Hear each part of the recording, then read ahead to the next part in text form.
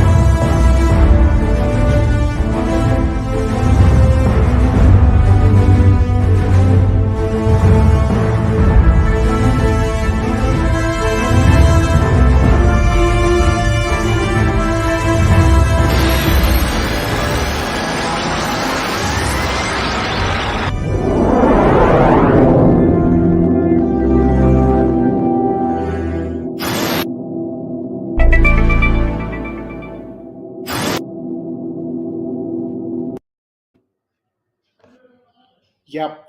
So what it says is one camera to capture all that, landscape, street, whatnot. So I there are two things what I want to ask you right now. One is, I would want you to share this particular session right now, whether you're watching it on Facebook or YouTube. Share it with your friends. In some point of time, they would have asked you if they are on a watch, buy a camera, like which camera should I buy, right? So share this particular video with everyone right now. If you don't know how to share it, if you would have received a broadcast message from Mr. Vikas Shastri, you can copy that whole message and send it to them and tell them that do not miss this today's session, right? And second thing what I want you to do is that which camera are we talking about? Right, it says one camera to capture all these things. So if you can put that in the comment section, and let's see who can get that right. And to the fun part, I am very much excited for today's session because even I don't know which camera Manoj sir is going to talk about today. So that's going to be amazing to learn something new and to know that one camera would one camera is all you need to do so many stuff. So quickly put your thoughts on the comment section. Let us know which camera it is, and for anyone who gets it right, I will bring it up on the screen. Yeah, so before we begin with our today's presentation, um, okay, Chetan Dodwar says the camera which we have perfectly. That's always true, no doubt about it.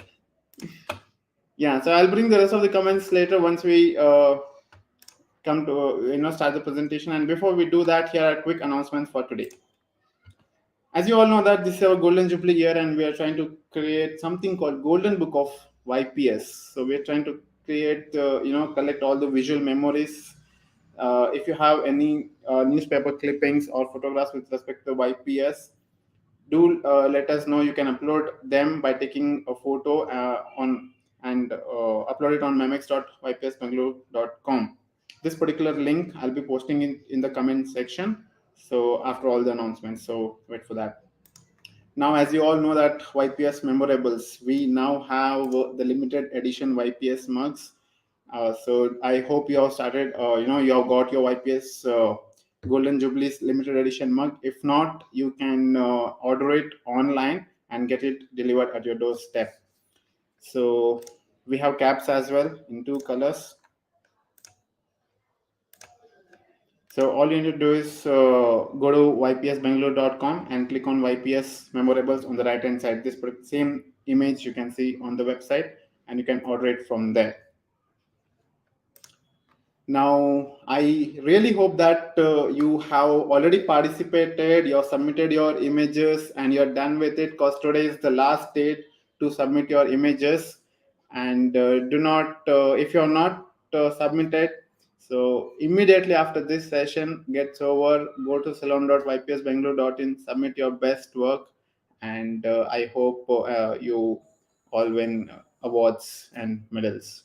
And the next thing after this the submission ends, it will be live judging of the salon, which we will publish the details on the salon website and on the YPS website as well. So keep an eye on salon.ypsbengaluru.in.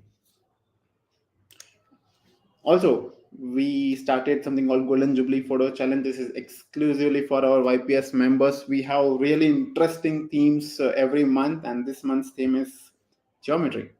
And tomorrow is the last day, but hey, do not wait for tomorrow. If you haven't uploaded after this session, go to memex.ypsbengaluru.com and submit your images. Now, last but not the least, if you wish to become a member, all you need to do is scan the QR code here. If not, you can visit our website ypsbengaluru.com and click on become a YPS member. Now, another thing, we are on all social media platforms: Facebook, Instagram, Twitter, YouTube. Our handle across all the platforms is same, at the rate YPS Bengaluru. So if you haven't liked our Facebook page, or if you're not following us on Instagram, I would really urge you to do that right away. And not just that, click on the bell icon on the YouTube, and click on the all push notifications on the Instagram, so that the moment we post any content on any of our social media platform, you will be immediately notified. You'll be the first person to know what's happening around. Now, we are almost towards the presentation. Now, before we begin our today's presentation, I would really request you to watch this on a bigger screen. something like a desktop or a laptop, or even better, you can watch this on your television. All you need to do is go on your YouTube app and go to YPS Bengaluru and click on the live session which is happening. Because okay, sorry for that. So the images what you'll be seeing today, or we really want you to enjoy that, to have a better experience, so watch it on a bigger screen. Now, without further ado, let's welcome our today's presenter, Dr. Manoj C. Sindagi. Namaskara, sir. Welcome. Welcome to, I don't want to say welcome to YPS, but yeah, welcome to this session. Yeah, how are you Good evening, doing? Hardik. Good Thank you. evening, good afternoon, good morning, for all people around the world. I'm doing good, Hardik. How are you? Doing good, just fine. Thank you, sir. Nice. So the catchy thing, what I can see is, the back, the screen, what you have at your back. The moment I brought you up, it was a 50 years logo. That's really wonderful. Oh, Mm, good, good. nice. That's nice. Yeah. So before we begin with our today's presentation, I would want to introduce you to all our viewers. So there we go. Dr. Manoj C. Sindagi's journey to become a wildlife photographer was born out of love and fascination from a young age with the natural world. He started photography as a hobby in 1994, and that hobby continued through his medicine undergraduate and postgraduate years. Dr. Sindhi joined the Youth Photographic Society in 1997. He was able to channelize and hone his photography skills by the main interactions he had with fellow photographers, and the guidance received from senior members of YPS. He has served as a director and a secretary of the Youth Photographic Society. He uses the medium of photography to capture and share amazing events he witnesses in nature. His intention is to use these reflections of natural world to bring out an awareness in people about the importance of conservation and the need to preserve our natural heritage. Being a tech savvy, Dr. Sindagi constantly explores the newer possibilities in cameras and lenses technologies. He keeps educating himself and fellow photographers in the latest nuances in the different aspects of image capturing and processing. So that's Dr. Sindagi to you all. Now, Thank you.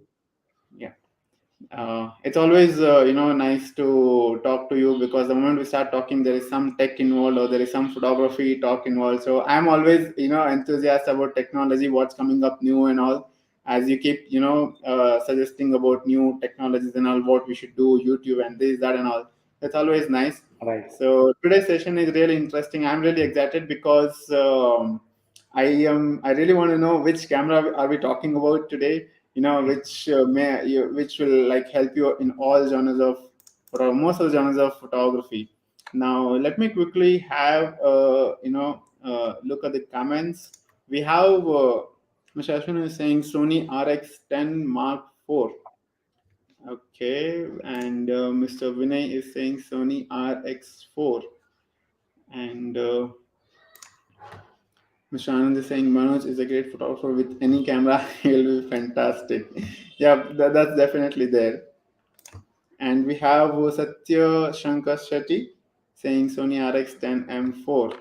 Okay, I guess everyone are behind RX10 first, so let's find out if that's the one, and we'll tell if that's the right camera which we're going to talk about today.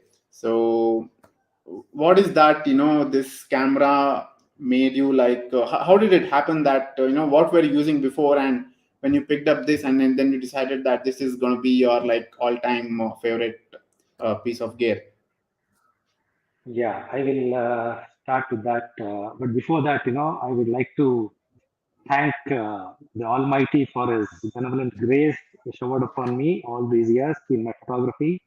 My parents who have been very supportive, who were supportive, who allowed me to follow my passion, and my family members, my wife and my children have been supportive in my photography. They have been out for photography with me at any time, anywhere. They have done a lot.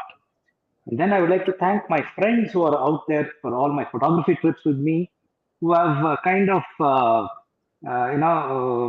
withstood all my pains and gains, everything. And we discuss a lot of photography among ourselves. Even during while we're traveling in the car, or while we're shooting and things like that. It's always photography, different techniques and different settings, things like that. And I would like to thank my YPS friends, the Youth Photographic Society. When I joined in '97, I made a lot of good friends who came out with me, or rather, I went out with them for a lot of photography workshops, photography tours, and the senior members of YPS, who kind of guided me in my initial days. Although I was doing photography for more than 10 years when I joined YPS, my photography was not channeled. I used to do this, that, every little bit of thing, bits and scraps of everything. Then once I joined YPS, the guidance I received, and then the salon participation, I did it for about 5 years. That really helped me to learn about lighting, composition, and that is still the foundation for my photography even today. After all these years, I'm still grateful to all those people and to members of YPS for the solid foundation in photography that I got from them. And not last but not least, but the last, I would like to thank the current YPS committee who's given me this opportunity to present my view of this particular camera, my experience with this. And so it's going to be a great thing. So let me start with the program. Let's start. I will tell you about how all this came about. Perfect. So let me know when. Shall I bring it up the presentation? Yeah, please. You can start.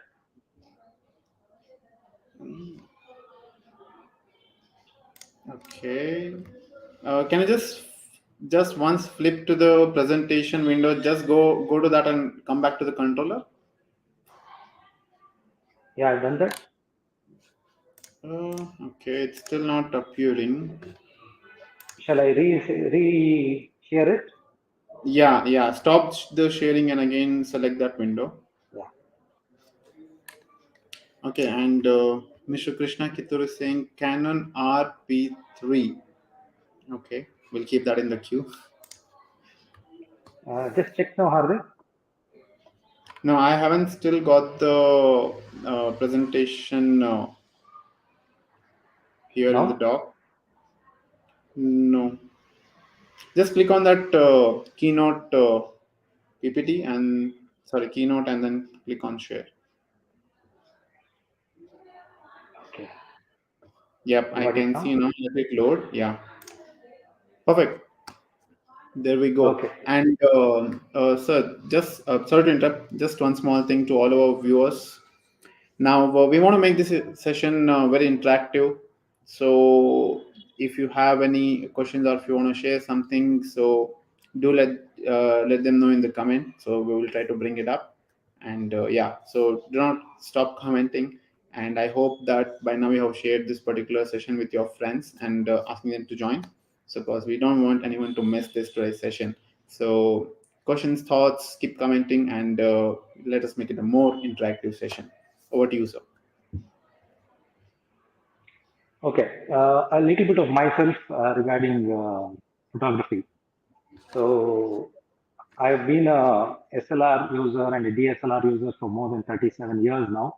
I started way back in 1984 with a Rolleiflex SLR and a 200 lens. And so I've gone through a lot of cameras, both amateur models and professional DSLR over these years. And I was a Canon user, a Canon EOS user for 20 years before I switched over to this camera. So I had a variety of L series lenses, ranging from 16 to 500 and Oh, also the teleconverters.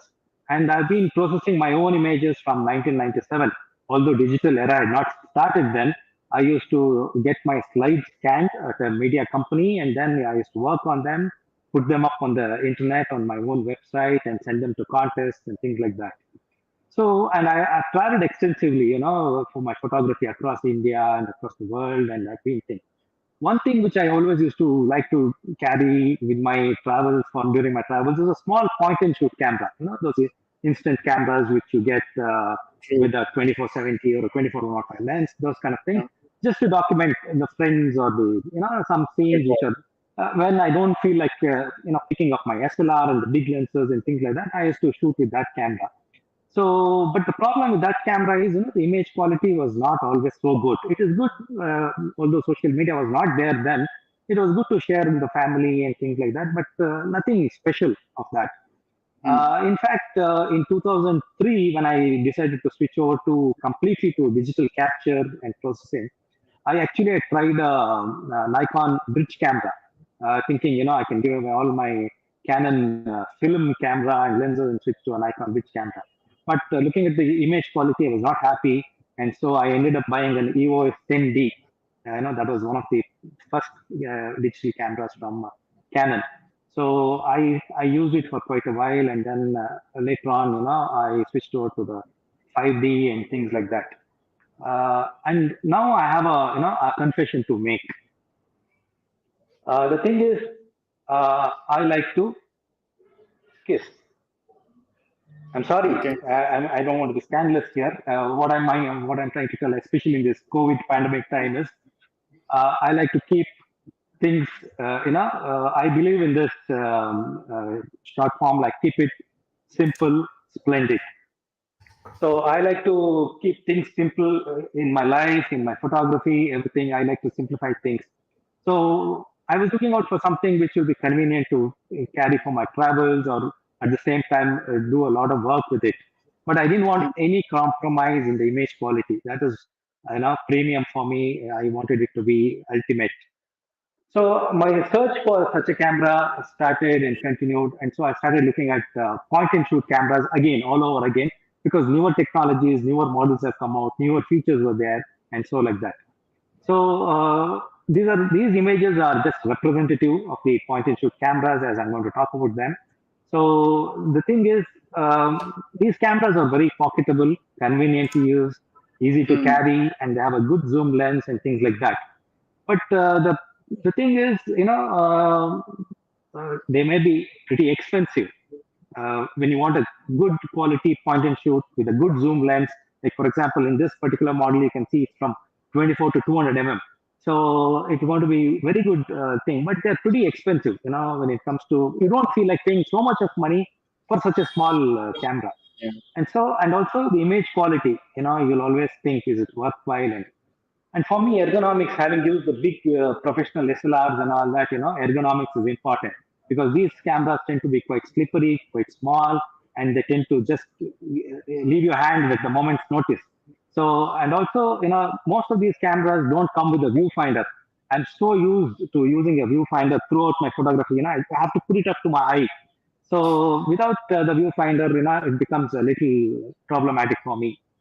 So the other options is, if you want to move up with technology, you have the DSLR cameras and their various lenses and all that.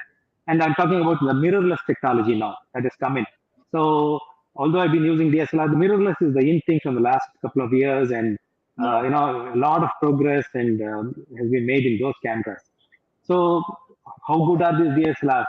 They are, most of the amateurs hobbyists buy them, but they don't extract out of it. They just generally use it for regular photography.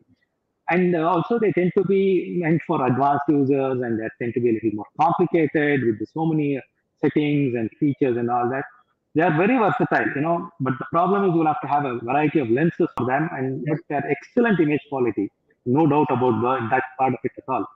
But then, with the air travel restrictions coming into play, every gram matters when you're traveling by air, because only 7 kgs is allowed in the cabin baggage, and I don't feel like putting in my expensive thing into the, check-in baggage.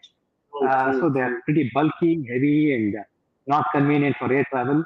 And also the thing with these SLRs is you buy it today, 6 months down the line, there's a new model which comes in. So you're tempted to buy Yeah. that. You're going to lose a lot of money when you want to upgrade and things like that. And so, what are the alternatives? You know, how would it be if you could manage something really small, like a point and shoot, but with the features of an SLR? That is what I was looking at. So we have the bridge cameras.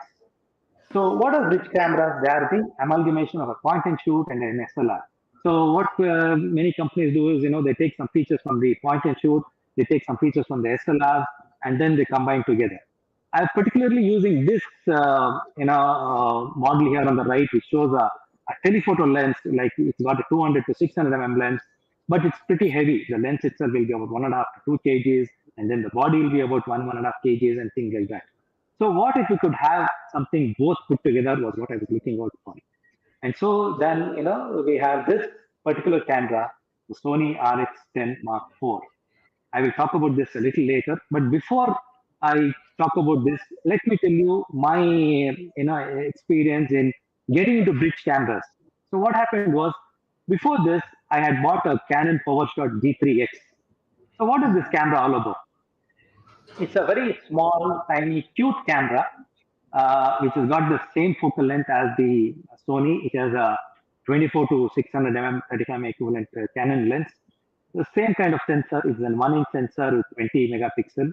It has excellent optical image stabilization. I'll show you some pictures taken with it.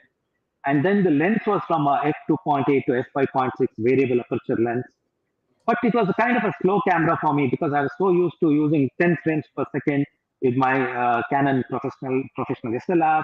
So this was only at 5 frames per second. That too with JPEG. With RAW, it would come down to 1 frame per second. And the autofocus was kind of slow, and it was not all that easy to shoot action pictures with that. And it also had the full HD video capability, whereas nowadays we're talking about 4K and 8K and things like that. So full HD was not just good. So this was my foray into trying out bridge cameras all over again, but this time with an extended focal length, right from 24 to 600 mm. The thing with this particular camera was, you can see the viewfinder here. This was an optional accessory, and the lens hood is an optional accessory. So you have to pay extra for it and then buy this. The minute you put on this viewfinder, the whole ergonomics changed. So it was not all that great. So these are some pictures taken with the Canon G3X. And for me, how I test my equipment is, if they can get me good macro shots, then the equipment is pretty good. The lens resolution, the sharpness is how I check. So this is a picture of a chocolate pansy butterfly I shot with the Canon G3X. And this is a black wood spider, which I photographed in Coor. And the value of these small cameras came into play when I went on a trek to the Everest base camp. I've done 2 treks to the Everest base camp. In 2013, I carried my Canon 5D Mark III and also the 7200 lens with the 24105. And so I had to hire a separate porter, for myself to carry my equipment. Because what happens is, for people like us who go from the plains, the high altitude, we simply can't, let alone walk, we can't carry our own equipment. So it was really difficult. So I had to hire a different porter then. Again, in 2016, when I went, I decided to take only the Canon G3X and nothing else. And so I didn't have to have an extra porter. And it was easy to carry, easy to use. And see, you can see this picture taken during the ABC trek. And so this picture I took at Tangoche. This is one of the halting points on the trek. And so you can see here, this is supposed to be the Everest, and I wanted to photograph just the Everest. But if you carry a 24-105 lens, you may not be able to photograph. So I was able to do that with the Canon G3X. I was able to zoom in and get this picture of the Everest. That showed the value of such small equipment, where you can carry, where action is not involved. You have all the time to photograph them. So the ability to zoom in with a 25x optical zoom was very useful.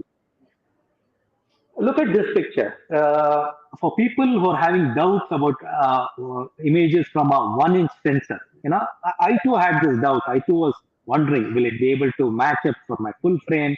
And we have this general idea that full frame is the one which gives us the best quality. So look at this picture. This was taken in my friend was covering the resort in a professional manner, so I happened to be with him. And I shot this picture with the Canon G3X. It was a handheld shot at 1:20 at ISO 400. So why I'm showing you this picture is, a couple of weeks later, the resort company, the management, decided to use this picture for their hoarding. And see, this is the hoarding which they put up. So you can imagine the quality of the 1-inch sensor. It really, you can make such big blow-ups with it. So looking at this, I was confident enough that I won't have any issue with 1-inch sensor, but I continue to use it. At that time, Sony launched the previous model, the RX10 Mark III. But I was not enamored by it because it had only 14 frames per second, and it was pretty expensive compared to the Canon. and so I didn't bother to go in for that. Then a year later they launched the RX10 Mark IV, and these are the salient features. It had the same 24 to 600 mm lens, but a much faster lens. It was a 2.4 to f4 compared to the 5.6 on the Canon, Yeah. and it can shoot at 24 frames per second at using RAW and JPEG together. So this was something unheard of in a bridge camera. So 24 frames is what movies are made at. So literally you can shoot a movie using stills kind of thing. And it has got 315 phase detect AF points, all across. I'll show you a picture where it is spread across the sensor, and so you simply can't miss a shot with this. It also has an optical image stabilization, which is very, very useful, which is about 4.5 stops.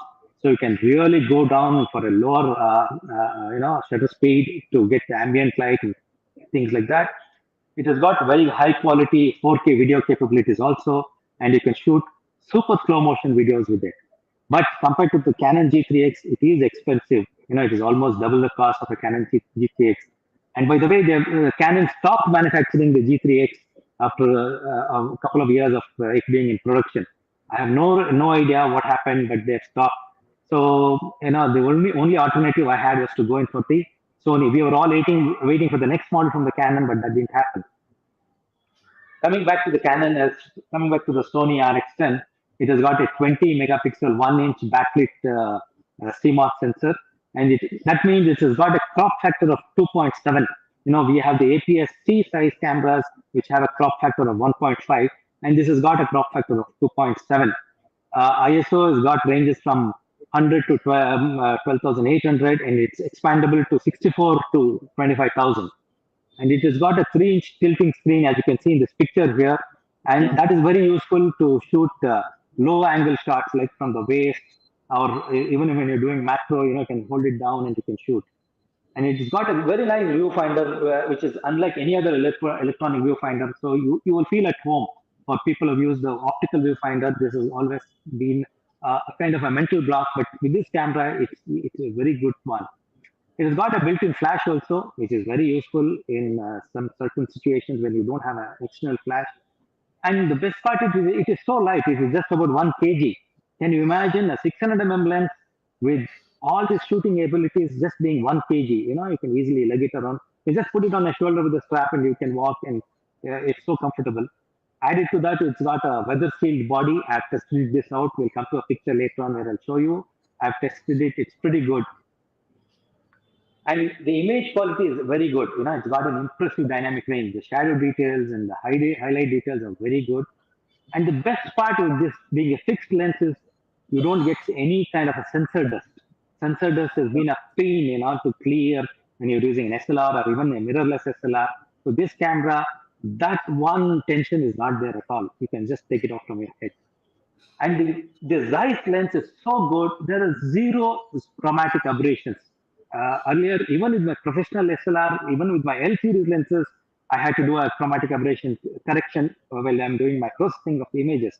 But with this, I've not even looked at the aberrations tab at all. It's got a pretty good battery life, although I would suggest people to get a spare battery. And it has got a multitude of customizations. There are so many options to it. You can just add this or remove that. You can customize. Each one of us can customize to our own needs. Here's a picture of how it looks, when the lens is at 24 mm and when the lens is extended to 600 mm. And it also has got an additional feature of a digital 1.4x and a 2x converter built in. So you can, uh, activate that with a press of a button. So let us look at the ergonomics of this camera, how it is when it's held in the hand. So this is like, the 3/4 shot. I've just added a L bracket to my camera, but the irony is I've stopped using tripod with this camera. So although the L bracket is there, it actually helps to improve the ergonomics. And it is just about 1 kg in hand. So even at 600 mm, you can see fully extended. It's easily hand holdable and easily to use, easy to control and use. So this is the autofocus layout of the sensor. As you can see, it is spread out much across a lot of, and it has got a lot of 315 phase detect autofocus points, and the contrast detection is only 25 points. Whereas in other cameras, it's the other way around. The contrast detect will be more and the phase detect will be very less, spread across the thing. So this is the thing. This kind of a layout, of autofocus points is very useful for capturing birds in flight or anything in movement. So these are some salient features. It's got a super fast autofocus speed of 0.03 seconds. These are all from the Sony website, but whatever they've written for once on the website is very true, because usually companies put up, they'll have some, disclaimers, but here, whatever they've put up is really true, because I've tested it out personally myself. It's got 24 frames per second. I've been repeating it. It's really worthwhile with autofocus and auto exposure tracking. And it's got the best part about these mirrorless cameras. People ask me whether this is a mirrorless. Yes, it is a mirrorless. It's the silent electronic shutter. You activate it, let alone the next person next to you. You yourself won't know you're shooting. So the counter inside, will be running. That's the only cue to show the frames are running. Otherwise, it's absolutely silent. And so, I always look for optical image quality. So I'm always in pursuit of that. And with this Zeiss lens, I think this is the best combination to have it out there. They have, like I said earlier, this is a excellent steady shot. It's an optical image stabilization, not a digital stabilization. So it's really good. It has got weather sealing done. It's pretty good for dust and rain and moisture. Nothing to worry. And it's got the 4K movie recording and the slow motion, which you can capture even at the 600 lens. 600 focal length, you can capture slow motion. It has got an IAF for humans as well as for animals. Believe it or not, I'm shooting a macro picture of a jumping spider, and the IAF activates. It shows me it's in focus. So it is so specific. It is so accurate. It's amazing, actually. But before I continue the slideshow, let me give a disclaimer that I'm not affiliated to Sony or any other company that I talk about in this slideshow. This show is not sponsored by Sony or any other company. This is purely an user experience report. It is not a review of the camera. There are plenty of reviews available on the net, as this is a pretty old camera, and so you can always refer back. This is like, as a fellow photographer, as a fellow YPS member, this is my experience to share. And all the pictures that you will be seeing in this presentation are taken with the SonyRX10iv. And all these images are processed. I'm not going to claim that these are right out of the camera and this is how it is going to be. It may be a JPEG I have tweaked or a RAW which I have processed. So all images are processed. And the best part is all these images that you see and the videos are handheld.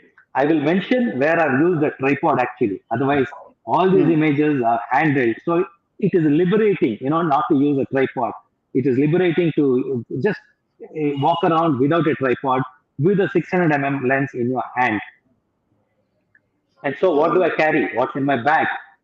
Like I said earlier, I like to keep it simple and splendid. So what you see here is the camera body, and what you see here is my iPad with an Apple Pencil. And for storage, I have 3 SD 64 GB memory cards, which I use in the camera. I have a battery charger, a travel charger, and 2 batteries. One goes into the camera and one is used as a spare. And this is a Western Digital hard disk drive, which has got a built-in SD card reader, and also it's a wireless transmitter built into it, which is got. So I can transmit the photographs wirelessly or the videos to my iPad and edit them right there. And sometimes I carry a Godox flash with a wireless transmitter and the AA batteries for the flash. So just see how simple my equipment is. Suppose I'm going for a day or two for my trip. I just carry the camera with the extra card and the battery and the charger. I don't carry any of these, the iPad or the storage device. So it's always a permutation combination. If I go out for my macro outings, macro missions, I take out the flash with the diffuser and just about this. I don't carry my iPad. So it's always, it's easy to carry. So I don't have to worry about whether I'm going to use this lens or not. Should I carry that lens or not? Will it be useful? Nothing of that sort. One lens and one body, I'm covered. to whatever the situation occurs. Suppose I'm going in the car, traveling somewhere, I come across a nice scene, I can stop, I can shoot immediately. I don't have to look for the particular lens or put up a tripod or anything of that sort. So it's really useful. So let's get on with the show now. I will start with some of my travel photography pictures, and we'll see how good the camera is. Right off the bat, this is a picture of the Shanti Stupa in Leh. I think a lot of pictures were shown by Yeah. Mr. Chatterjee yesterday. Even I happened to see the show. But look at this beautiful lighting on this Shanti Stupa.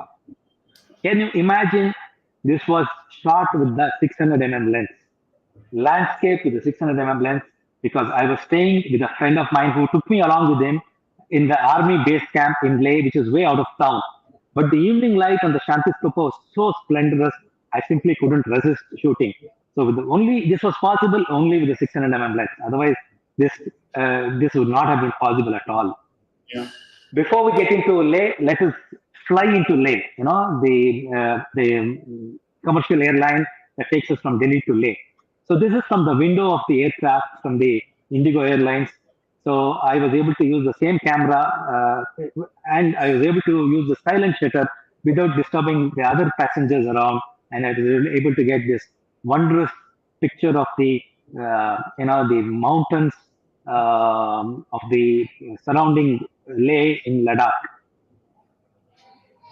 And the aircraft, takes a steep left banking turn towards the Leh airport, and I was able to see the Indus River meandering through Leh. So this is an amazing, opportunity to take some aerial photographs, because Leh is a army area, and so drone photography is very restricted there. You need to take a lot of permissions and all that. But such a kind of picture is only possible from the airlines, the commercial airlines, and with the window seat. This is a bird's eye view of the city of Leh from taken atop a hillock in the army base camp. This is a 24 mm angle view of the from the top of the Tikse monastery, and you can see the best part about Leh is you have beautiful scenery 360 degrees. You just get on the top of a high building and you can shoot from any angle. So this is I've used the GoPro kind of a thing structure in front as a foreground, and you can see the background, the snow-clad mountains. And this picture, I would call it as a room with a view. This is from inside the Tiksa monastery. Yeah. So you must just imagine what a room it will be. You sit down there and look at the view. But more importantly, I would like to point out the dynamic range of this camera. See the shadow details and the highlights, they're equally exposed. The raw frames from this camera, you can easily manage. The dynamic range is fantastic. The shadow details are good, the highlight details are good. And this is a picture from with just one light, because within the monastery, no tripods are allowed and you cannot use a flash. So you will have to use the camera with a higher ISO. So this was shot at 800 ISO. You can see the image quality. And this is just one light lighting up in the altar. This next picture is very interesting. I would want you to look at the XDIF data. See, I have shot this at 1250 ISO. It's at f5.6, and it is at 1/6 of a second handheld. I'll give you a small tip for people who use this camera or even otherwise. What you need to do in such a situation is, don't take one picture. Put your camera in a burst mode and take a series of shots. So what happens is, if you have any movement, like even if you're breathing and any movement, that will get arrested in one of the middle frames. So when I was processing this picture, I zoomed in here, into the label here, and I could read that he's the founder of the Tikse monastery. So sharp was this image at 1/6 of a second. And so it's highly advantageous because it is so light, the camera is so light, you can easily handhold and shoot. This is the main Buddha of the monastery. It is called the Maitreya Buddha. Again, handheld, available light shot, ambient light. Moving outside, this is the stock village there. This is the Buddha of the stock village. And this is actually one of the gateways to the Hemis National Park. So we did a trek, small trek into the Hemis National Park, and so this is a picture which shows the Buddha statue with the nice Himalayan range in the background. Getting back to the Shanti Stupa, this is a daytime regular photograph taken at 24 mm. Look at the amazing clouds in the background. It's a fantastic place. This is a view of using the same 24 mm with a different perspective of the Buddha statue that is there. So you can go up close and you can change your perspective to include the mountains in the background and show the Buddha statue. This is a view of the city of Leh from the Shanti Stupa. This was mid-afternoon by about 11:30, 12 o'clock.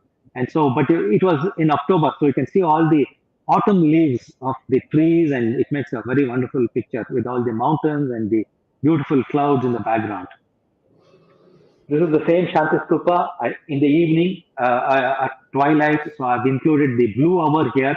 Again, a handheld shot, at a very low ISO, but the image stabilization is so good, I could easily get away with such shots.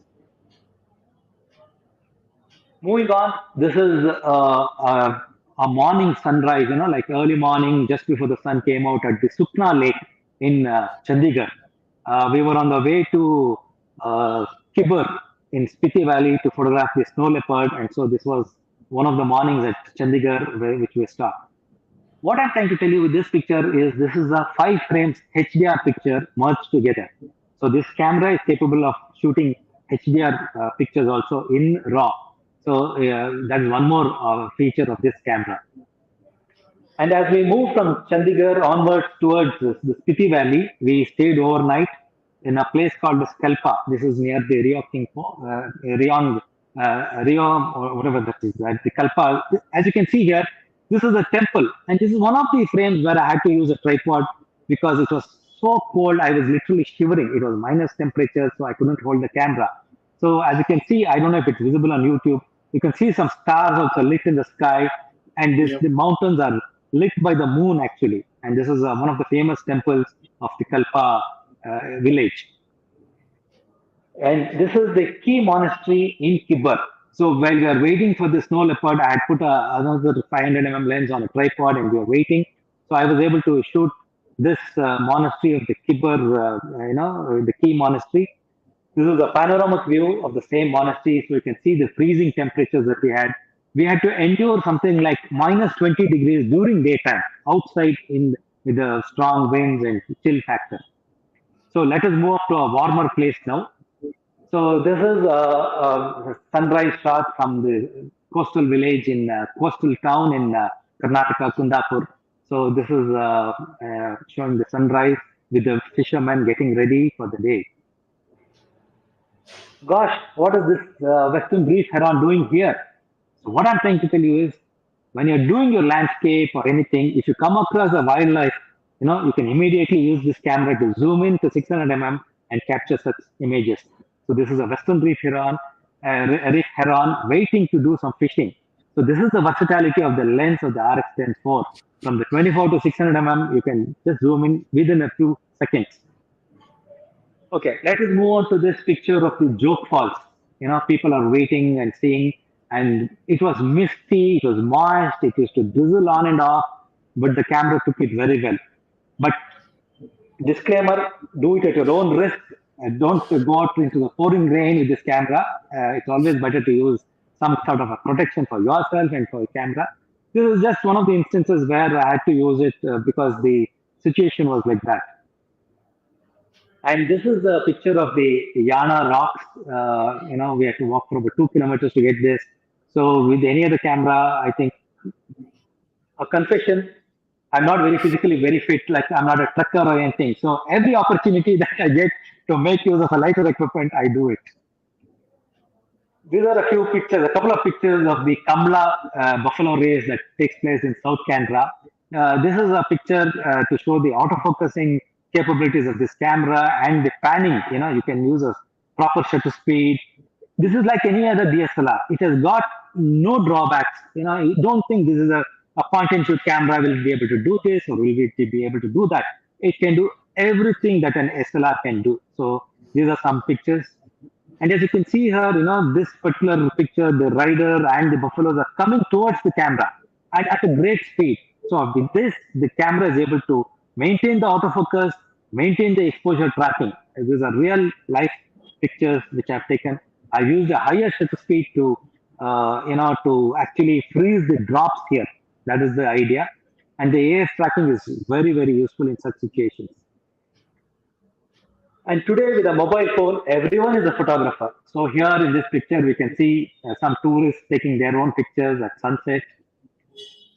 And this picture, is a very nice picture to show the setting sun with the gray background. And I was able to move the autofocus point on the touch screen behind the camera onto the boat because that is the subject of this picture. And the sun was incidental. And so that particular option to move the autofocus is very useful. So let's move on to some street photography now. One very good thing about these mirrorless cameras and this particular camera is you can set the camera to shoot in black and white, and in the viewfinder you will see the situation in black and white. So you don't have to imagine how the colors will look and things like that. So you can immediately switch over to the black and white mode. And I personally would like to shoot street in the black and white mode. So this is the ubiquitous auto rickshaw from Bangalore. Whoever visits Bangalore can never miss these auto rickshaws or the tuk-tuks as they're known the world over. So this is one such picture. And this is another picture which I would like to call as still life. The person on the cycle is waiting, whereas life around him is moving. Yeah. So this was again possible with the camera. We're using a slower shutter speed. And it has got an excellent dynamic range. So, you can really bring out the whites and the blacks and the contrast. So this is one of the churches that we have in Bangalore. Moving on to some food photography. This is one of the areas and street food is made. And so being a small camera, it is not, you can do some candid work without distracting the workers. And again, getting back to the seaside village, this was in the Gangoli harbor. These are some fishermen sorting out fish. Some candid shots like which you can shoot from the waist level, so people won't even know you're taking the pictures. So it's very useful with a tiltable screen. Again, using the same technique, these are fisherwomen who are sorting out fish. And with the same camera, you can zoom in and take some close-ups of what they have caught, just as a documentary to show that this is what they have caught. This is an interesting picture. You can see this particular person is doing a video call at twilight. So I could capture him with the full moon rising behind. And if you can zoom in, I've seen it, you can actually see the other person on the phone also. So this lens, the dynamic range, you can see the shadow details, the moon and the phone, everything is captured, including his earphones. The wire from the earphones you can see. And can you imagine, Hardik, this is at a 500 mm candid. Can you imagine doing a candid with a 500 mm lens? So this is proof of that. Exactly. That's what, those kind of images, when there's a screen and all and there's light at the back, to maintain that kind of tonal range, the dynamic range is so difficult. But then, it has done a pretty good job. It's so neat. Yeah. So over the years, I've seen cameras struggle with such things, but this camera is able to do it. See, this is another interesting picture of a local transport bus coming through. So I shot this at, you can see the exit here. I shot this at 1/4 of a second, handheld. And what has happened is the temple behind the bus being stationary has been captured by the camera through the bus. So this is through the windshield of the bus. You can see the temple, the deities outside. And so this is a very interesting picture. So you can experiment with this camera. That's what I'm trying to tell you. You need not do the traditional work, but you can experiment. So this was at 100 ISO and at 1/4 of a second. This is again a candid or rather a long length street photography done at 500 mm. And this is actually a JPEG picture shot at ISO 3200 from this camera. So if people have any doubts about the high ISO capabilities, so this is one proof the JPEG out of the camera, straight out of the camera is so good. I've just tweaked it a little bit for brightness and contrast. Otherwise, this is like a straight out of a camera. So now let's move on to some landscape pictures. Yeah. So this Just again, there's a comment here from Kalyan yeah, Puranand. It's about the print. So he's asking people, say in case you're going to print or for an exhibition, then sensor becomes an issue. yeah. Let me put that doubt to rest for Mr. Anand here. As I showed at the start of this program, an image from a 20 megapixel 1-inch sensor has blown up to a holding size. So I don't think any exhibition will have such size images. And also, pictures taken with the Sony, I have sent it across to some people in America and they've printed it out. And up to 30, 40, they have made prints. And they have no issues. They're extremely happy with the quality. And my friends have made prints from 8 by 12 all the way up to 30, 40. So you don't have to worry about the image quality at all regarding this particular sensor. There is something magic they have done, Sony has done with this sensor. It is unlike any other 1-inch sensor. You don't have to compare or worry about that part of it. I can give you my personal assurance for that. Yeah, the hoarding is the So let's proof. move on to yeah, let's move Yeah. on to the landscape photography part of this camera, depicting this camera. This is again an aerial shot showing the glacier of the Himalayas. Getting back to South India, this is a misty morning from the Kudremukh range from a height. I was able to get it. And you can see the Kudremukh peak in this picture in the background and the play of light and shadow in the foreground. And like I told you earlier, I'm not a trekker. So, but my friend, one of my close friends, insisted I go on this trek. So with the RX10, I was able to easily do this trek. And with me was another senior senior friend of mine, who also had come along with an RX10, and he also could easily complete the trek. Because we were not burdened by the weight of the equipment. This picture is a personal favorite of mine as it shows I feel it shows the Indian tricolor. You have the saffron on top, you have the white in the middle, the mist, and the green at the bottom. It's something like our Indian tricolor flag. So this was one of the evenings at Kudremukh I was able to capture. Getting back to Leh, this was you can see the dynamic range of the image. This was just before sunset. The clouds kind of lit up where it had dark, ominous clouds on the top, but in the middle it was kind of glowing. This is another picture. A few minutes later, there was a light leak among the clouds, and so the mountains in the foreground were lit up. The autumn colors were looking very beautiful. The next morning, these are the mountains around Leh with the golden light, the morning light shining on them. And Leh is such a wonderful place. Anywhere you go, just step out of the city, you get some wonderful pictures like this, wonderful opportunities with the layers of mountains and the monasteries. And this is the Indus River in the foreground. So, many members would have seen yesterday in Mr. Chatterjee's slideshow. It's a very picturesque place. So I've gone to Leh 3 times so far. So for the first time I went, I carried 2 bodies with the 2, 3 lenses, and I was really struggling. But I did some good work. But then I was much younger then.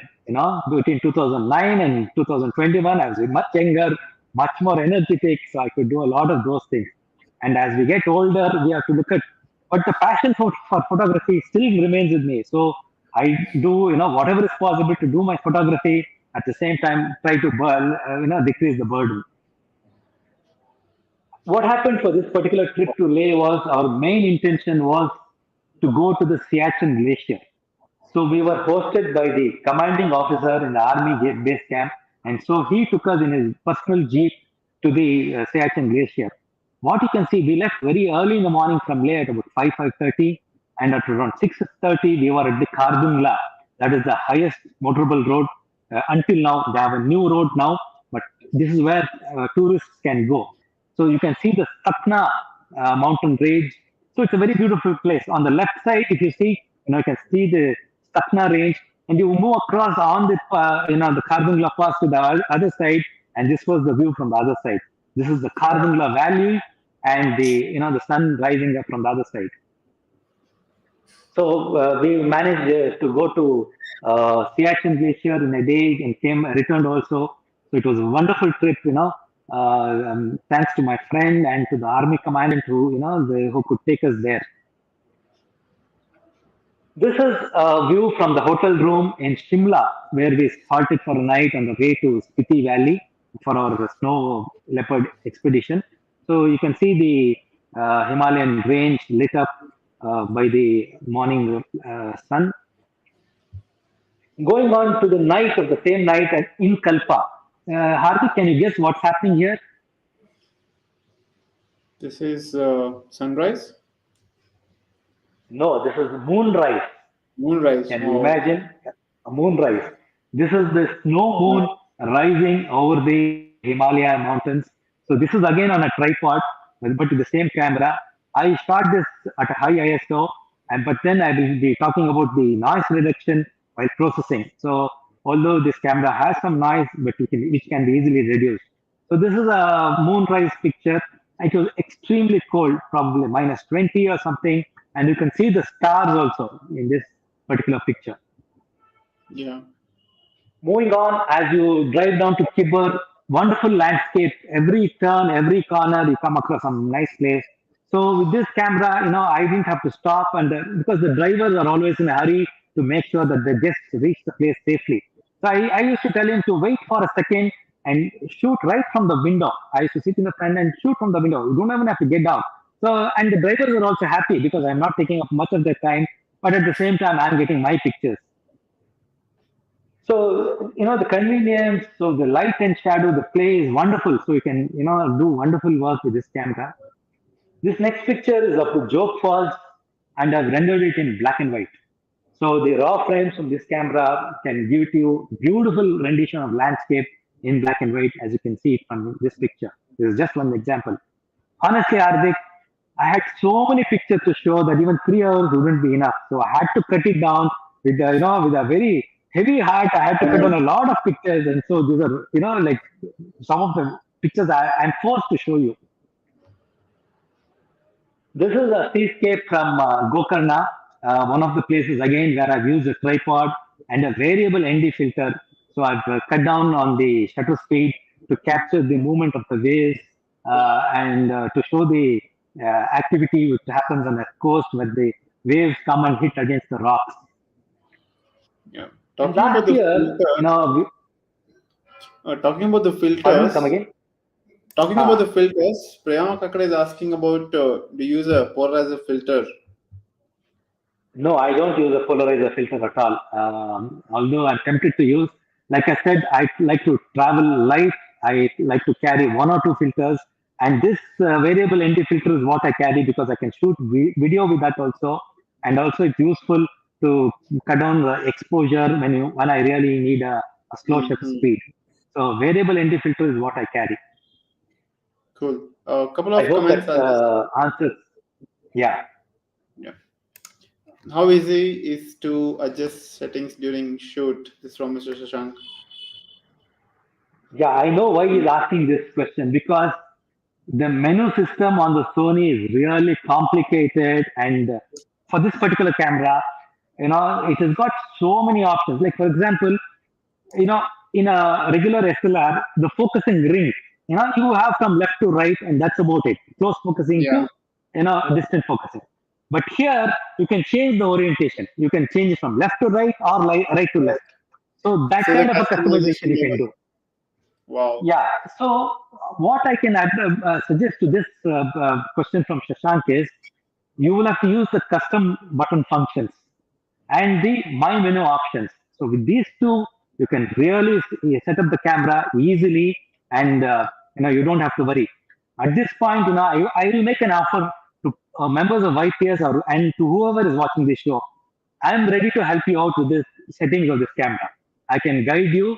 I can help you set it up so that they're easy to access and you can concentrate on your photography and you can enjoy your photography. So you don't have to worry about that part. I'm ready to help you out with that. Perfect. Coming Awesome. back to the slideshow, Yeah. last year what happened was we were in lockdown.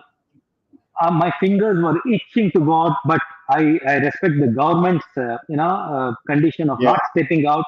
And also being a doctor, I know how risky it is for people when you go out during such a pandemic. But to my luck, and with the air travel being stopped and the no traffic, the pollution being down, what happened was, just see this picture. This is Mm. the kind of sunset and twilight I was able to see from my own balcony at home. So every day in the evening at 6 o'clock, I used to step out and I used to go out to the balcony and wait for such pictures. I shot some amazing pictures, but I'm forced to show you only two of them. This is one of the pictures, and this is another picture. So the wonderful cloud formations and the lighting used to be beautiful from my balcony itself. So my itch and passion for photography were fulfilled thanks to this camera. It is always in my living room. It is living in my living room. This camera. I just pick it up and go to the balcony and shoot. And when my friends saw this picture, they all said. One of my friends said, "I would like to see your balcony. I would like to visit your balcony sometime." It is so Nice. good. Yeah, just a quick thing, just you were telling that it's from balcony and this kind of. So, do you shoot time lapses with it, or you will be talking about it in the later section or something about the time lapse? Does it have a function? See, no, it doesn't have a built-in function, but you do it using a Sony remote, which is available as Mm. an accessory. So you can connect Oh, to the that mobile and app you can use itself, it as a. not the The intervalometer, app, but no, the app doesn't support the intervalometer. The app supports remote shooting, but doesn't have an intervalometer. So you'll have to buy an accessory, which is a okay, a physical thing which you connect to the camera through the USB okay, port, and then you can use it. So that option is always available. nice, And nice. so during lockdown, I wanted to do macro photography. And so my younger son, especially the children and my wife, are maintaining a terrace garden. So what happened was, I used to visit the terrace garden and I found this ant mantis in my terrace. So I was able to take pictures of this ant mantis using an external flash at home itself. I didn't have to step out. I don't have to wear a mask or anything. So comfortably, I could do this photography. The best part How was about the this camera, I'll magnification? be talking. Yeah, I'll come to that. Magnification, I'll tell you this. See, this camera has got a fantastic close minimum focusing distance at 24 mm and at 600 Wow, mm. So at 24 mm, you can focus at 3 centimeters from the subject. And at 600 mm, it is just about less than 2.5 feet. And the magnification is like 1 is to 2, 1 is to 2, half life size you will get. Before this, Hardik, I've used the Canon MPE 65 lens, which goes from 1x to 5x. I've used a variety of macro lenses, but all of them are very, very tedious to use. You need to set up a tripod, you need lighting, and the subject has to remain still. In macro photography, that's a huge challenge. The subject doesn't stay still. yeah, So, true. for people who are using this camera, I would suggest them to shoot macro at 600 mm. The funny part about this lens is between 200 to 400 or 200 to 500, the minimum focusing distance goes up. It goes to almost 5 feet. I don't know. It's the design of the lens. So ideally speaking, you should shoot at 600 mm so that you get a Figure. nice clean background and the lens also focuses very well. Addition to this lens, I use a Raynox attachment, which is the DCR 250 in front of the lens. So this particular image of the ant mantis was shot using the Raynox attachment. Many people on Instagram ask me, how do you attach a Raynox? Because the filter thread on the RX10 Mark IV is 72 mm, whereas the least that the Raynox can attach is 67 mm. So what I do is I use a step down ring from 72 mm to 67 mm. These rings are Mm. available online or in any photographic shop. You attach that to the camera, and then the Raynox attachment can be used easily. I also use Godot flashes to light up my macro subject. Sometimes it's one flash, sometimes it's two flashes. With the wireless adapter, I can fire off two or more flashes. So I try to use a Godot flash for my macro photography. See this image. It's an ambient light image. It's a picture of a very, very tiny flower. It is only about 5 mm across. It is so small. You can see them plenty during the monsoons. Just note the exif of this particular thing. It was a handheld shot at 600 mm. Look at the bokeh. It's clean, washed out. And see, it is shot at 1 by 200th of a second using 100 ISO. And the image stabilization again is so good. So I was able to shoot this even before people around you realize what's happening or whatever. You can just shoot a picture and get moving. So this is one of those frames of the uh, tiny little flower without using any additional equipment, just the RX10 Mark IV. And what happened last month, I had gone up to my terrace garden and I happened to see these particular flowers. I was really keen to see this, shoot these flowers. So what I did was I came down to my house, picked up a black cloth for the background and hung it up behind and shot this at 600 mm in the ambient light. This was at about 11 o'clock in the morning. And the next day when I went back to see the flowers had withered. So that one particular day, if I had not shot this picture, I would have missed it. So just see the color, the contrast, the sharpness. It's amazing. So you don't have to set it up or anything. You just have to have this camera, and you can easily get a nice picture. This is a picture I shot recently, something like last week actually. This is the Gloriosa Superba, and this is at 500 focal length, and see the nice clean background. So this is again a handheld shot, and I was shooting this. I will show you the next picture of what happened after this. One of my friends who was with me who was shooting called me, "Sir, come here. There's a bird sitting. Can you see this?" A little distance in the background, this strike was sitting. So I just went there, took a few steps, and I was able to fire off a few shots from the same thing. Imagine doing macro in one instance, and the very next instance, you're getting a nice sharp image of a very finicky bird. This is a brown stripe, and I was able to shoot at 24 frames per second. So the bird was preening and anything, and it was looking at me and things like that. And with a silent shutter, the bird was not disturbed at all. So you can easily shoot such pictures while you're doing macro or any other work. Wow. This is a picture of a katydid or a longhorn grasshopper. I've used an external flash to create the lighting.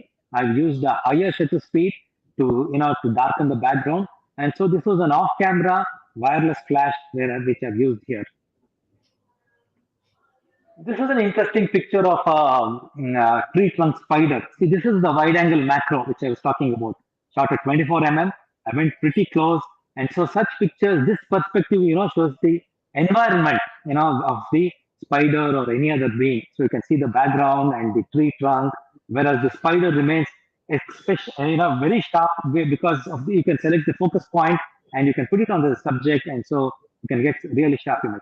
One thing I will tell you is, so far for all my macro work before this camera, I used to use only manual focus. I used to wonder why they give autofocus for a macro lens. But with this camera, I very rarely use the manual focus. It's always on autofocus. So this autofocus is really good. So this is a picture of a tussock moth caterpillar. This is a caterpillar. I've lit it up by asking a friend to hold the flash from behind the subject. So this is a black backlit shot of a tussock caterpillar. All pictures are at 600 mm until I mentioned so. So you can imagine these are all at 600 mm. This is a picture of a bee on a purple heart flower, and you can see that in the background is the purple is another flower, in the background. So you can get a nice bokeh when you are shooting with this particular combination of lens and camera. This is a paper wasp, again a low-level shot at 800 ISO, and noise was reduced later on. This is an ambient light shot of a potter wasp, shot at 600 frames, and the potter wasp was very jittery. It was moving a lot, but the 24 frames, I was able to get a sharp image of this particular subject. This is a picture of a tortoise beetle. I've used a fill-in flash.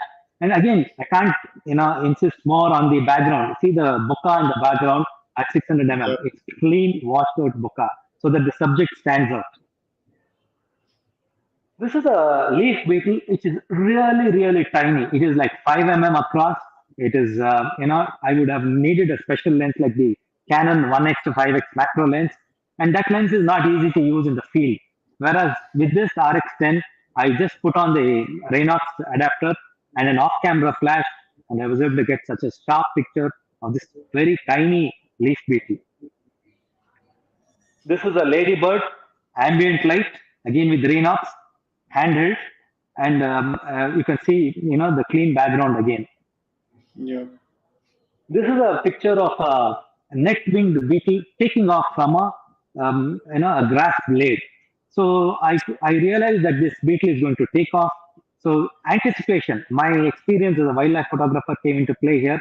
So I anticipated that this beetle is going to take off. I set a higher shutter speed to freeze the action in the camera and fired off as soon as it flew.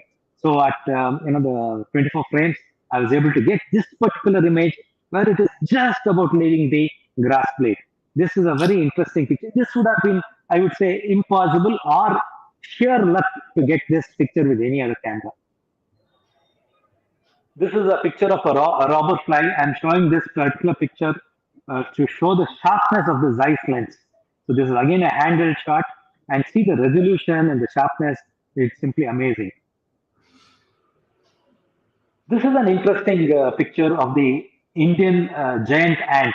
This guy again is very finicky, moves a lot. He actually literally, jump. This is called as a jumping ant. He literally jumps from place to place. So you can see the exit here. Because he was moving so fast, I decided to use the ambient light. The flash wouldn't fire as per the 24 frames. So I set it at 3200 ASA so that I can get the higher shutter speed to freeze the action. And then later on, I used a noise reduction program to reduce the noise. But even then, usually with the noise reduction program, the subject gets smeared and smudged and things like that. But you can see it is so sharp. You can see individual hair on the subject of this particular giant ant. This is a picture of a small snail, again lit from behind as he was moving on this dried up twig. This is a picture of an African giant snail, again lit from behind so that you can see the antenna and the lighting is shown, a backlit lighting is used here. This is a terrestrial snail, again shot using a backlit flash. This is a damselfly resting on a small grass flower. This was again shot with a flash in the background. Whereas this forest damselfly was ambient light. So this was at a height, not at eye level, but the 600 helped me to get, with the extended reach, to get this nice backlit image. This is a picture of a portrait of a praying mantis. I've used two flashes here, one from behind and one from front to fill in flash. All are handheld. This is a praying mantis. Again, he was moving quite fast. So the ambient light and the higher frame rate I was able to capture. This is a backlit image of a spider's web, a very nice pictorial image with the grass blade and grass flower. And you can see the spider's web being very well lit. I had to use a higher shutter speed here because the web was moving due to the windy conditions. So I was able to freeze the action here. This is a backlit image of an ant mimicking spider on an aloe vera plant. So I used the flash from behind and lit up to show the silhouette. This is a picture of a jumping spider where I've combined the ambient light with the flash, and I've used the Raynox here. This is used, the flash was used on camera using a do-it-yourself, a diffuser, which was designed by my friend. So he has given it to me to try it out. So I was able to shoot this. This is a picture of a jumping spider feeding on a greenling spider. I happened to see the whole action, and I was able to document this natural history behavior. This is moving on to butterflies. This is a chrysalis of a common crow, which has just hatched out of its pupatic stage, and this was at quite a height. So, but still, with the 600 I was able to get a full frame image of this particular butterfly. This is a very small butterfly. It's called as the grizzled skipper. So again, this is sitting on actually on a Parthenium flower. So all of us know how small that Parthenium is. So this is sitting on the Parthenium flower, and this is picture of a grand blue butterfly, and you can see the water droplets. You can see the resolution and sharpness of the zeiss lens. This is really small, probably about 10 or 15 across. So again, no additional equipment, no additional lenses, just the one lens on this camera. So let's move on to wildlife photography. I hope people are kind of convinced by now that this camera and lens combination can do quite a bit, as I had promised to show in the trailer. So I wonder what people have to say. Girisha says it's wonderful to know that one single camera can have such advantages. Very convenient companion for a avid traveler. Definitely. I mean, one Right. lens, yeah, you're able to go up to 600 and it's like magic. And I would like to add, and I would like to tell to Girish, it's not just for the traveler, for everybody and anybody. It is like just Right, one right. camera. I'll come to that. It will motivate you to take more pictures.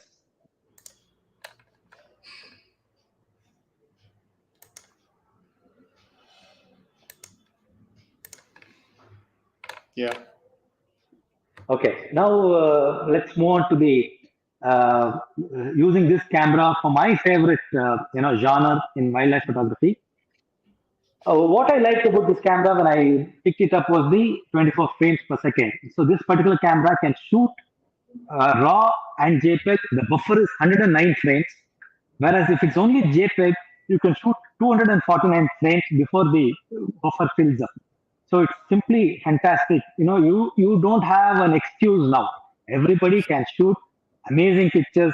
You simply can't say my camera is not fast enough or my camera doesn't have that shutter speed or motor drive and things like that. So with this, so although you can shoot at 24, there are two other options. You can shoot at 3 frames per second or a single frame or at 10 frames per second. So there are other options also. You can reduce the motor drive speed, not necessarily that everybody has to shoot at 24 frames. Hmm. And this is a much needed feature for wildlife photographers. It's really helped to capture a lot of action. And before this, my professional camera, the Canon, the highest speed was 10 frames per second. So I was very happy shooting 10 frames per second, thinking it's really good. I was able to get a lot of action pictures and all that. But this thing simply blew it away. Imagine Game AF changer. working at 24 frames, everything, it was like simply amazing. It just simply blew it away. So I have put together a small video now, which you can see. It is actually a combination of pictures, 107 pictures shot together of this Pelican landing. I've made it to like a movie, and we'll see that now how in action. Yeah. Yeah, you can see the So demo now. all our viewers, I'll try to put it up on the. Yeah, this is a good thing. Yeah, I'll just play the video and then we'll come back to this question. Yeah, yeah.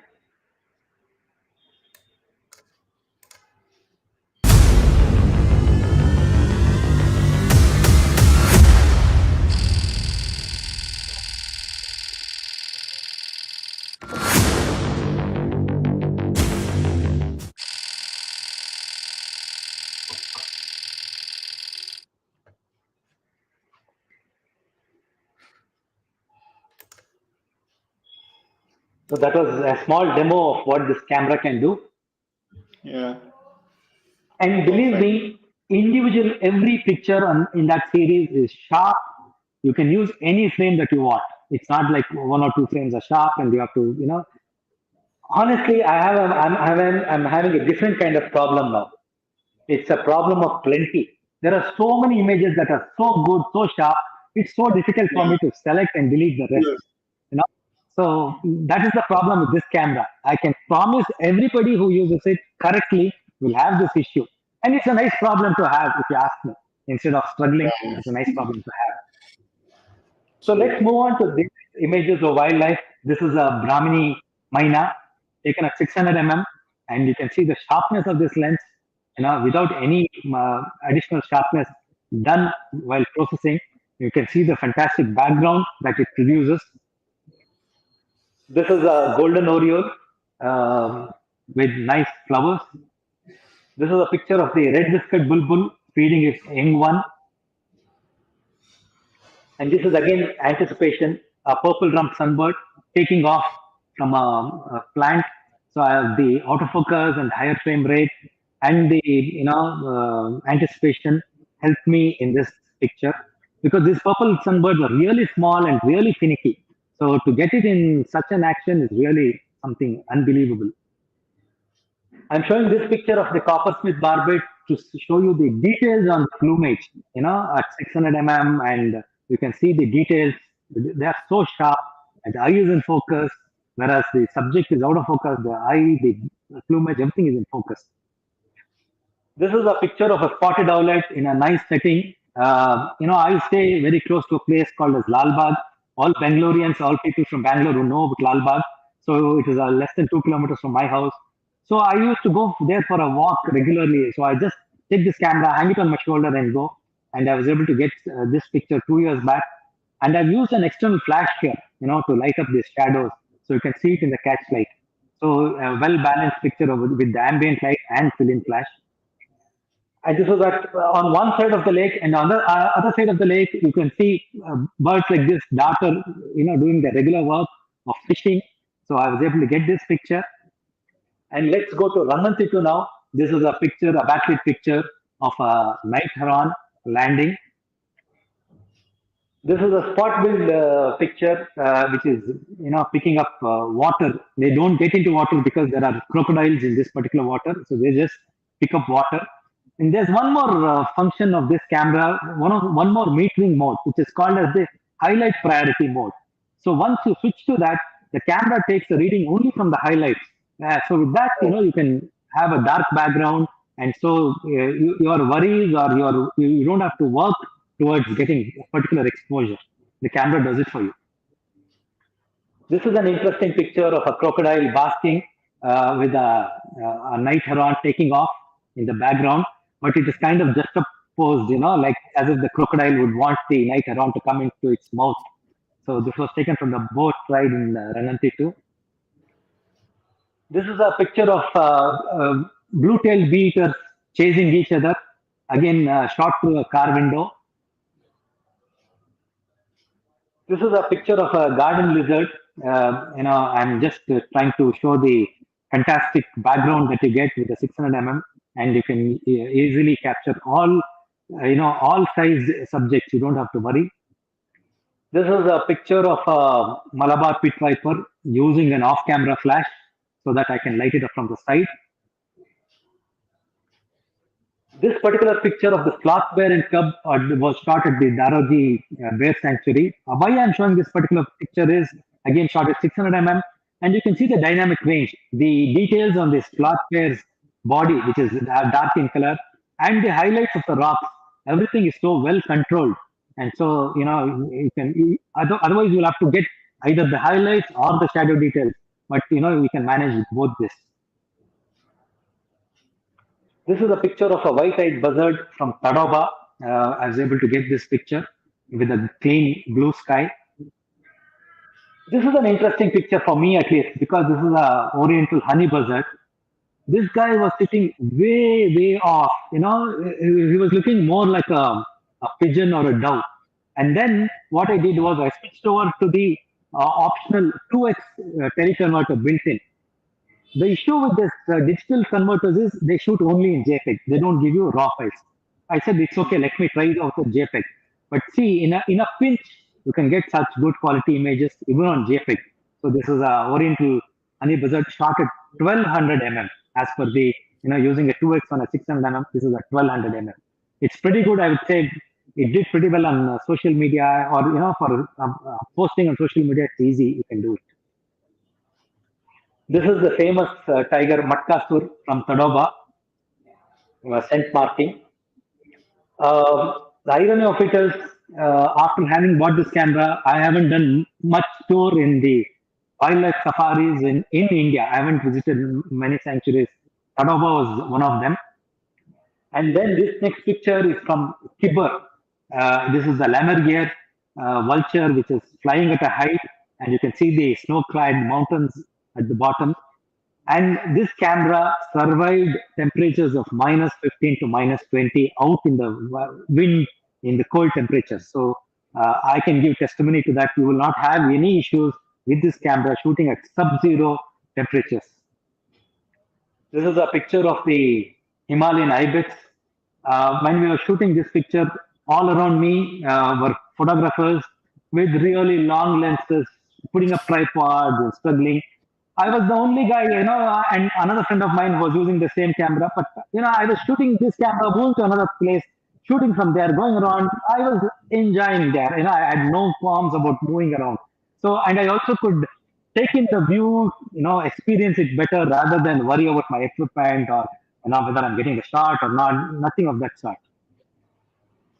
This is a female Himalayan ibex. You can see the details in this picture. Everything is nice, clean, sharp. You can in fact see some, snow being lifted by her left leg. So the action freezing ability. I did a trip to South Africa in 2019. We were 7 of us. So there are a few pictures from that particular place. This is a bronze wing Jasana. And you know what? For this South African trip, I did take 2 camera bodies. I did take my professional, Canon SLR, but I just took the 16 to 35 lens and the 7200 with it. And the rest of the pictures were taken with the RX10 IV. The 7200 didn't even come out of the bag. It just came for the trip, but didn't even bother. It didn't even, come out of the bag as such. This is a picture of the red-billed hornbill with the hornet. Early morning picture, very, very low light, shot at 3200 ISO, and I was able to freeze the action. This is a Egyptian gander taking a walk. This is an interesting picture of some finches, the common waxbill, the fire finch, and the blue waxbill. And you can see a bee on one of the chests of the blue waxbill. And this waxbill on the extreme right seems to be like talking to the other waxbill about the particular bee sitting there. This is a picture of the common waxbills. Why I'm showing this picture is it is a crop of a bigger frame, but still see the sharpness and the background. This is a pair of African green pigeons and the reflections. Early morning light, very low light. This is a picture of the striated heron. It almost looks like a painting for me. It looks like a wildlife painting. This is a picture of the wild, wildlife photography, when we use the white-backed vulture trio. Picture of a black-backed jackal on a prowl. Couple of spotted hyenas. These are 2 cheetah brothers who are always together during the safaris. We were able to get good pictures. And moving on to some night photography, this is the African eagle owl, shot at 1600 ISO at 1 by 20th of a second from a safari jeep at f4. I never imagined to get the twilight hour for this particular situation, but the camera managed to get it. This is a picture of a scrub hare at night. So you can see the reflection. These scrub hares coming to drink water from this particular water hole. And next, this is a very rare picture of a serval cat which came in to drink at night. So this was at 1250 ISO, and I was like able to get this picture, because of the versatility and the capability of this particular camera. This image is of the Cape Buffalo at night. Again, ISO 1250 and f3.5. I opened it up to 3.5, and this is at 1 by 40 of a shutter speed. And to end this wildlife section, this is a picture of an African lion roaring in the night, lit from behind, and so it's a very unique image. Lovely. So let's move on to the image processing. A very small few tips I would like to give here regarding this camera, or generally. You can have some general considerations for, as with any other digital image. What I've done here is I start off with the noise reduction. I used to do the noise reduction in the end usually, But now I've changed my system. I start off with the noise reduction from a raw file. I do the usual exposure corrections, which are global and some local corrections, do the color corrections if needed, and then I do the cropping and resizing and sharpening if required for that particular image. You can do this, all these things with any app of your choice. There's no particular app which you need to use. And today you have apps with artificial intelligence. So they do a wonderful work for noise reduction and such things. You don't have to worry at all. I'll just give you an example to show how good this particular lens is. This is an unprocessed raw file of an arrow marked babbler taken in South Africa.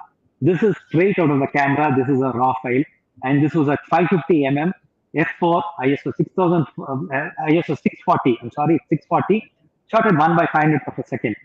And next you can see the processed file. Before that, have a look at the EXIF. Like I said, these are the EXIF details. So this is the processed file of the same particular image. This is the processed file. You can see how well it processes. Next, let's see the cropping ability of this particular lens. So this is at 100%. When you zoom in, you can see the details. And suppose you want to do a portrait of this particular subject, particular bird. At 200%, see the details you get to see in the feathers, in the eye, and in the beak, and see how nice the background is. So rest assured, you don't have to worry about the image quality at all, even shooting at the maximum focal length. And this is a 200%, like I said. So let me show you a few things when it comes to noise reduction.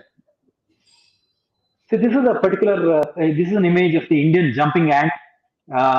Because like I showed you earlier, it was moving so quickly, I decided to shoot it at ambient light using an ISO of 3200 ISO, and f10, because I was using a Renox adapter, and you can see the EXIF here. It is at 1/800 shutter speed because the subject was moving quite fast. See, this is the raw file that you get from the camera. This is an actual, I've cropped it in, that's all, to show you how it is. And at 300% zoom, which we normally don't do. If you zoom in, you can see so much of noise at 3200 ISO with this camera. But with a particular app that I use, with one click of the image of the noise reduction, this is what happens with it. The noise is gone, but the details of the subject remain. It is beautifully done with that particular app. And this is at 300%, the same subject process. After processing, this is what you get to see. So I hope this convinces people not to worry about the high ISO problems that you might face with this particular camera. This camera is good with the 4K video also. So like I've been telling, it can shoot at different resolutions of 4K or at full HD, and it has got features of shooting at slow motion also. So there's a lot of other options available. So I'm not going to go into details because you can look it up on the net, or you can look at the other reviews. So let us have a look at the 4K video sample now. Hardik, can we see that now? Yep. I've put together a selection of videos. I've added the background music, very basic editing. Anybody can do this. There's no gimmickry involved. Exposure, very minimal correction I've done, and you can see how good it is. And almost all of it is handheld. And of course, I've used some stabilization in the post-processing. Otherwise, all the clips that you're going to see in this video are handheld shots. You can play the video now. Yep.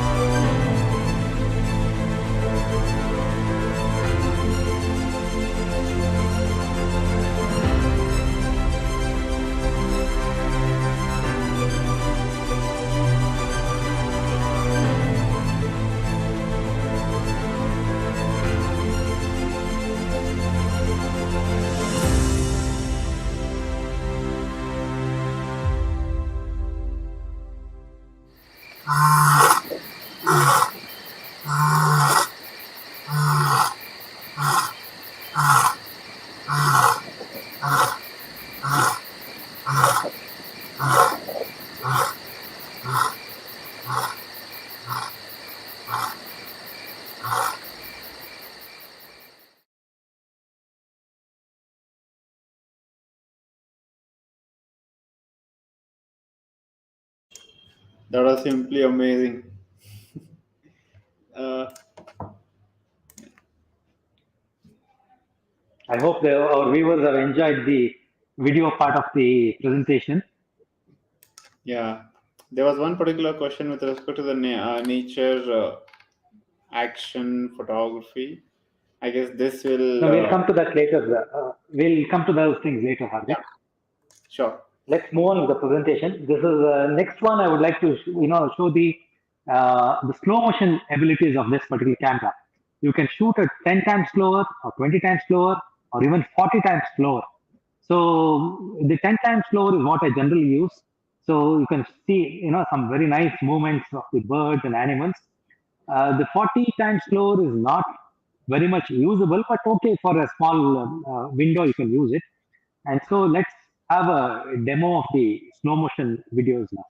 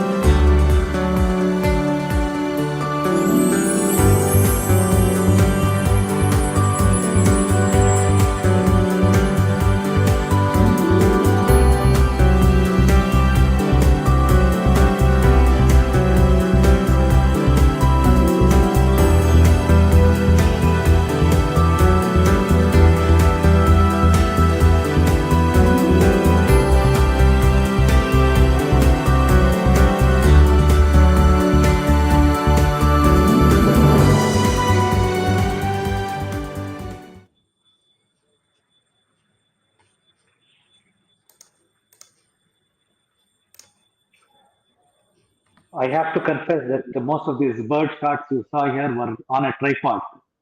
So this was not handheld, it was on a tripod. So, okay, now let me conclude this session with some points. So, one of the reviews that I found when I was preparing for this presentation, just look at this list. Look at all the pros list, and according to this particular review, there's only one con that is one that goes against the body. That is they're telling it can be heavy. Otherwise, look at all the positives here, which is very true actually. But then I have my own, inclusions. I have to tell. What I find best is there is absolutely no sensor dust. I have struggled with my full frame to clear the dust, sensor dust when you keep changing the lenses and things. But there's no sensor dust here. There's no chromatic aberrations. Very nice dynamic range and the ability to transfer your images, to the phone so that I can immediately share it to my family, friends, put it on social media everywhere. Those are the plus points. But then, what are the drawbacks? What I found, you may think that the zooming is a little slow, but then for me, it's always at 600 mm, so I'm not worried about zooming at all. Personally, I use it at 600, so it's pretty good. The manual focus is like focus by wire. It is not an actual feel. But then again, with this camera, manual focus is very rarely used, especially for macro work. Otherwise, I rarely bother with manual focus at all. The menu options, there are so many and that can be very confusing. Like for example, the LCD screen, if you see it from a distance, the Sony, the manual calls it as a LCD screen. The minute you put it to your eye and you want to use it for the focus point selection, they call it as a touchpad. So the touch screen, touchpad, they keep into, that's really confusing. So But anyway, Sony, they have listened to all this in their recent cameras. They've changed the menu system. They've made it much more user friendly now. One thing with this camera is for the old timers who have been using SLRs and DSLRs, it is going to be a steep learning curve. It's not easy. Let me confess. So with the right guidance, you can really make use of this camera. Otherwise, it's going to be a steep learning curve. And many people who have been using this camera are complaining about high ISO, the noise in high ISO. But like I've told you, it can be easily controlled while you're processing. Some people tell it's bulky, but I cannot imagine it to be bulky at all.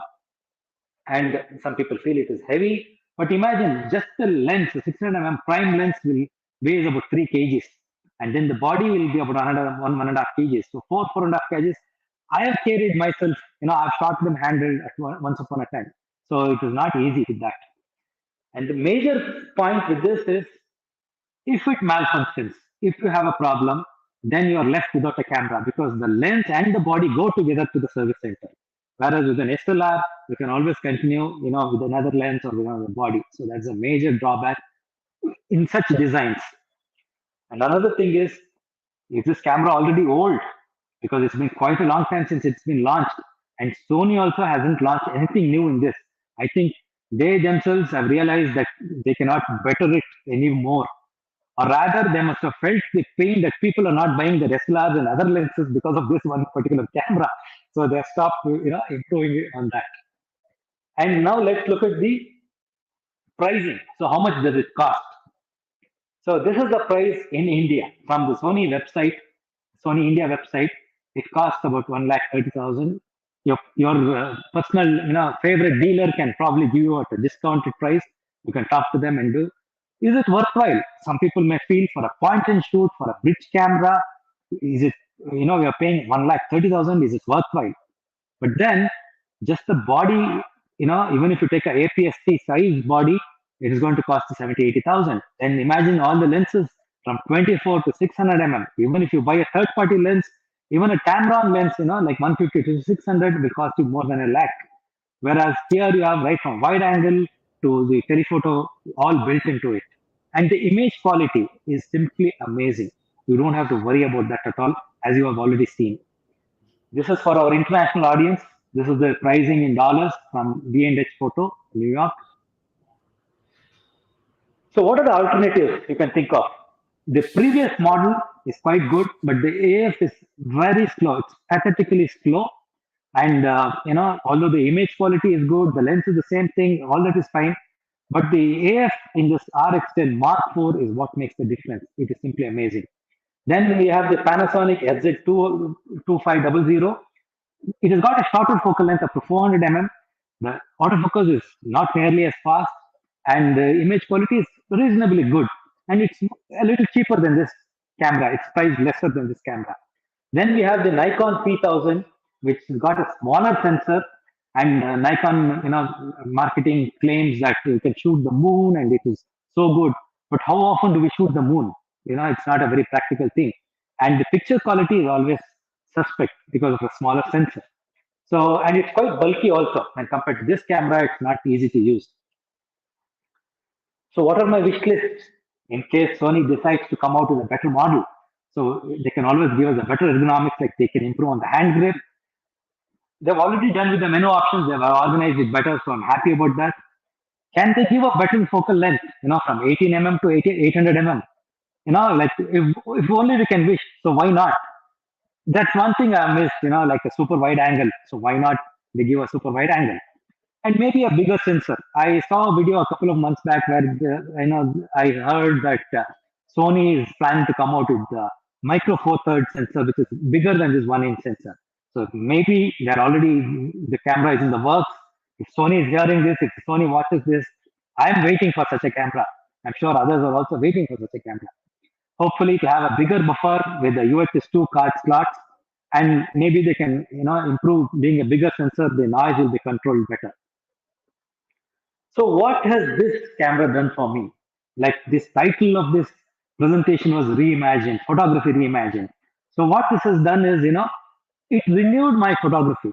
Like in the sense, it made me go out more often. I'm not burdened by thinking, should I carry this, should I carry that? And there's no excuse now. It is just one camera I have to carry, I have to go out and get. And the pictures are so amazing. I'm so happy.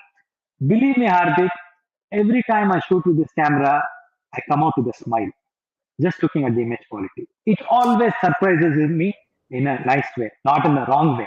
It always says, here you go, take it, buddy, take it. That kind of a thing. And it refined my usage. You know, being a professional, I'm used to shooting in the manual mode or the aperture priority. But you guess what? With this camera, I'm most of the time I'm shooting in the P mode, the program mode. But I've started to call it as the professional mode, the P mode. In a way, it has made me a lazy photographer. I don't have to worry. I just point and shoot. I know I'm going to get a picture. So that way, I'm sorry to say for all professionals who are watching this, or this camera has made me a lazy photographer. I'm getting some, but why should I worry? Like I said earlier, I like to keep it simple, and I'm getting splendid images, so I don't have to worry about it. And I have to reimagine now. I could never imagine shooting macro without a tripod or using autofocus for macro. This is something which came out of the blue. Like I was so happy with that. And like I've showed you, you're shooting one subject, you're concentrating on macro, and then a bird comes and sits, you're ready with it. Whereas with a 180 mm macro lens, which I used to use, or a 90 mm macro lens, it is simply impossible to get a good shot. And I can shoot all genres, like I've showed you. I can just step out and I can shoot all genres. And I can shoot at low light because it is so lightweight. I can shoot at higher ISO, so I can get my picture. There's no excuse. So I welcome all the viewers who have watched this or who will be watching it later to come and use the Sony RX10 Mark IV and rediscover the joy of photography. That is what happened with me. You can really enjoy your photography with this camera. Thank you so much for this presentation, for giving me this presentation opportunity to present. And I hope people around the world, people from Bangalore, will think about getting this camera. Although it's a old model, you don't have to worry. It still continues to work. It still is an excellent choice. Thank you, Hardik, for your cooperation, for putting up this slideshow. I'm open to any questions now. Yep. Thank you so much. That was really wonderful. So I'll just quickly go through the comments, and this is what I would like to bring the comment. This comment first. Mr. Krishnagita says, images are superb and wonderful presentation and explanation. Really tempts to go for it. Thank you, doctor. I Yeah, think you exactly. should Yeah, go they for would it. start now because when you're able to get 600 in your hand and you're literally able to carry it like that, I guess, Yes. complaining about that, like whether it's bulky or something, but you're getting something huge, right? So like 600 focal length, so why not? And with No, all the another, qualities, another, another thing that happens is you can try out different compositions with one lens. You're correct, shooting a wide vista, you can concentrate on a particular flower there. Or if you're doing true, street photography, you're showing the whole street, and you can, just with standing there, you can focus on a particular frame, a decorative frame, woodwork, whatever, and you can shoot that. So you don't have to carry a bag full of lenses, change them in the street, nothing. You can be inconspicuous. That's what I said. You can travel light, you can be inconspicuous without any compromise in the picture quality. You can still continue to get some amazing quality. right. I've seen people carrying literally a separate bag for their gear. Like I want to shoot some wide angle, so I need this body and this lens. I want to shoot some, landscape with tele. So all this combined into one, and which is giving you 4K I've with done that that. kind of I thing. I have done that personally myself, so I know what it is like. What how liberating this camera is. You don't have to worry about anything. You just have to step out. Exactly. Just step out, and I guess the one word what we can say with this today's session is that it's freedom. You have freedom, Yes. literally, just carry one, and like you forget, like if you're using a DSLR, then constantly we are thinking about lens and body separately, but this is like one single piece, and you just pick it up and you go. So that's amazing. I'm definitely for sure that people would start rethinking. Maybe I would rethink because I'm on the verge to update my camera. So this is something which I can really give it a try. Why not? Queen Ariasa says, looks like everything combined in one perfectly. Now, this is something what might happen, Girisha says, yeah, if Sony people happen to see this show, they may get surprised that it has so much advantages, or maybe with a new name launch and same camera with one or two slight changes and big leap in price. Yeah, maybe something because even the pricing, when you see, I feel that it is decent enough because you don't need to you don't need to buy a lens now, right? And you're getting so many things in one, like 4K, this, that, like it is maintaining, like it In is doing your job. in fact, Hardik, they have hiked up the prices recently. Otherwise, Mhm.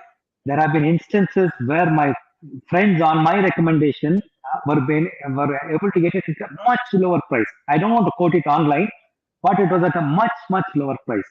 So it has happened. So I'm sure if there's a lot of demand and the dealer is willing, you can get a good bargain for it. It's a steal. It's a Maybe you steal. can all do a bulk buy, like four cameras Yeah, together or something like that. true, true. So Ms. Purnima says, wonderful presentation. I'm convinced that I should sell my current equipment and buy this. Exactly, like this lens, that lens, and another thing, what I was really shocked about that, the focus minimum focus distance on 24 is like 1.2 inches, right? You mentioned, and which is like so good because the current Yeah. kit lens what we have is it's minimum 1 feet or something, and though there's a macro lens, it's 1 feet is too much because I kind of shoot a lot of abstraction. I tend to go really closer, and then I'm like, gone. No, I cannot do this. But if you have 24 and and you're going so close, 1 inch is like that's really amazing. I would really want to try that.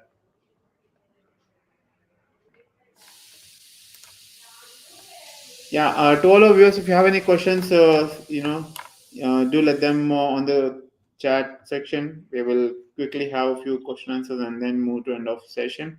Chandrasekhar sir says, totally very good presentation about the versatility of the camera and the author. Enjoyed the session, Manoj. Thank you, Chandrasekhar. Thank you. Okay, Thank you. so Basuraj says, amazing presentation. Yep, all in one, perfect. So PNRA is asking, can you comment on out of camera post processing? Maybe it has some inbuilt. Does it have anything which can do any No, edits? this camera doesn't have any inbuilt processing, but it has got a lot of other features. Like whereas you can set it up, like you can set it up for landscape photography, creative work. There are like I'm exaggerating, but there are a million options in it. I have not gone into all Hmm. of them because I don't use much of them, but you can easily do a lot of work with it. In fact, the black and white setting, you can increase the contrast, the sharpness, and the JPEGs that come out of it is really good. So there are many other options. Nice. What I do is I transfer the JPEGs to my phone and process a little on my phone and then send it out. So that can also be done. Even if the camera doesn't have in-body processing, you can always do a little bit of tweaking on your phone itself. So it does have Wi-Fi and NFC or something capability. So Bluetooth. you connect Yes, your it phone has. and It has. normal Yes. whatever nowadays. It's a common thing today. Yes. Yeah, this is something, like is modern day technology limiting the photography's skills? But I guess it's making the job more easy, right? Like you are tend to do more. Yes. It is not limiting. It is actually helping us to explore more, to try out more different things, and it's definitely widening our mindset rather than telling, oh, I don't have this right now, I don't have that, I'm not Correct, carrying this. correct, No excuses. right. Technology is always there for photography. It's how you look at it, how how you use it. So technology has Exactly. always been there for photography. Today the technology is making everything easy, whether it is in any industry. But then it is up to us how we want to, be with that lifestyle, and do we want to learn more or just be there and use it. And not just Melissa says, not just updating the software on our computer, we have to update software here also, to keep up with correct, that. correct, So that correct. is what is important. True. That is very important because today's whatever we are seeing around, they are making we are using phones more than our you know brain. So Yeah. Melissa says fantastic images. We know that you can shoot amazing pictures even with Agfa Click 3. The only real concern seems to be owning a camera that does not have a roadmap and lack of manual focus. Let me tell Murli that there is manual focus. There's nothing like there's no manual focus. In fact, there is also a direct manual focus option wherein you can set it to direct manual focus, and the minute you activate it, the AF takes over. So you can refocus manually and then the AF takes over. So that option is there, or fully manual. You can control everything with the focused lines being shown you in the viewfinder. So you can very precisely focus. So that option is always there. Regarding the roadmap, yes, no one is sure what Sony wants to do with this. Are they going to come out with a better camera? Are they going to come out with the next model? People have been asking this question across the world since this camera came out. That's about 4 years ago, and still no one has an answer. So Sony has kept it as a very top secret, option. They may come out, they may not come out. But why wait is my suggestion. Enjoy it, with this camera, enjoy it. There's no point waiting for what's going to happen tomorrow or what's going to happen. It may not happen. And I'm sorry to say this, in this COVID pandemic times, we are not sure of our own selves, how life is going to be. So live the moment, pick it up and enjoy your photography. That's what I would say. True, true. And I guess it's a perfect camera, I would think, because you're able to do so many things, so many things. Like street, you just shoot it like this, and then you go, shoot some landscape on the other side. So, wow, we really need to get hands on it. So, Only extra expenses, you might have to get some additional hard disk. If you shoot at 24 frames per second, you have so many images to yeah, deal with, so you need some external hard disk or whatever storage to put it on. Otherwise, right. absolutely no regrets as such. And I guess there we need to be really disciplined, the way we maintain our storage and all, the way we maintain. We Correct. cannot just keep on dumping just because we have terabytes of hard disk lying there. So that's again, Absolutely, absolutely. yeah. Mr. Harinarayan says, no more weightlifting, no irritation, excellent presentation, doc. I like the video ability. No, the reason why the video ability. So what we saw was not on 4K, but then this is to you, Manoj sir. I'm really interested to do some really 4K work, and let's do something, cause and we will upload all our videos on our YPS YouTube channel as 4K, so that people can really enjoy content. Like that level of Sure. content on their televisions. So I'm really tempted Yeah. to do something like that, because let's experiment, guys. Like it's gonna be really fun, I think. Sure, And sure. then we Let's will really see collaborate. these Let's do it. videos in 4K. Yeah. Correct. Then the real Yeah, quality can be experienced. exactly, exactly. Yeah. Yep, life is more about subject now. Yes. Okay, so Life is more about subject, lighting, and composition. You don't have to worry about anything else. right, right, Back to basics of photography. exactly. Okay, so one last comment, and then we'll come to end of session. Harish Shanti Kumar, eye opener for a lot of people, and I'm sure many of us does not have to go through the learning curve of buying and selling bulky camera. Exactly, exactly. Yeah. Steep learning curve, as you mentioned, might be the one thing, but then about the customization also, I feel that I'm a person who would like to really customize everything if I can, right? Maybe it would be easy for me, maybe not, but then once we start using it within few months or Yeah. something, with it comes up, it happens. So Yeah. maybe a little It more is time. just that you have to adapt to the customization. That's about it. And with Right. one camera, your mind will not drift. How which camera am I lifting? What does it have? So you have one camera, your life is simple. So you can easily pick it up. You know which button does what. So that way it's really easy. Right, right. Perfect.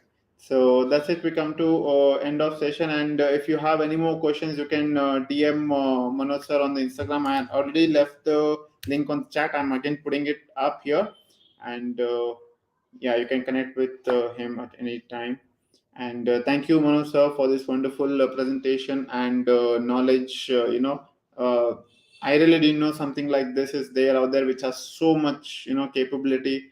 So I'm gonna definitely try out. Maybe I'll trouble you by calling you a couple of times to know more about it. Also, I'm gonna Sure, start sure. learning more on YouTube, and I'll start googling it. Thank you so much, and I'm really excited to let's do some 4K work or some kind of this with this device. That would be really amazing. So, I yep, thank all that's it. the viewers and members of YPS and other viewers also for this giving me this opportunity and for liking this presentation. Please do share this presentation with other photography enthusiasts who are keen. And this is definitely a step above the mobile photography that we see a lot of people doing. There's a lot of interest in photography, but access to good equipment at a reasonable price stops a lot of people from buying. So this is one step up from the mobile, or rather many steps up from the mobile photography that a lot of people do. And you can really enjoy life and your photography. Thank you so much. Yeah. I'm done. Good night. Yeah, thank you so much to all our viewers. Before we end the session, I'll just quickly go through a round of announcement and then we'll say goodbye. So here it is: visual memories. As we mentioned in the beginning of the session, that we are trying to create a golden book of YPS. So if you have any artifacts with respect to YPS, you can upload them on memex.ypsbengaluru.com. And YPS memorables, you can order the limited edition mugs and the caps we have in two colors. Right from the website, you can order it and it will be delivered at your doorstep. International Salon, today is the last date. So if you haven't participated, I would urge you to do it right away after this session. To all our YPS members, so if you haven't submitted, your images for the Golden Jubilee Photo Challenge, the theme for this month is geometry. Tomorrow is the last date, but do not wait for that. And last but not the least, become a YPS member. If you wish to become a member, scan the QR code. If not, visit our website and click on become a YPS member. And we are on all social media platforms. So Facebook, Instagram, Twitter, YouTube. If you haven't subscribed to our YouTube channel right now, if you're watching, click on the subscribe button, which is there right below this video, and click on the bell icon as well. Thank you so much once again. Thank you, Manoj sir. It was really Thank you. wonderful. Yeah. To all your viewers, Thank you. stay safe. It was my pleasure presenting all these images. Yeah, wonderful. As we know that you have a huge collection, we would really want to sit someday again and watch all this 4K content and these amazing images also. Let's plan something soon. Yep. Yeah, let's plan Thank you. something like Thank that. you once Sure. again. Thanks. Yeah.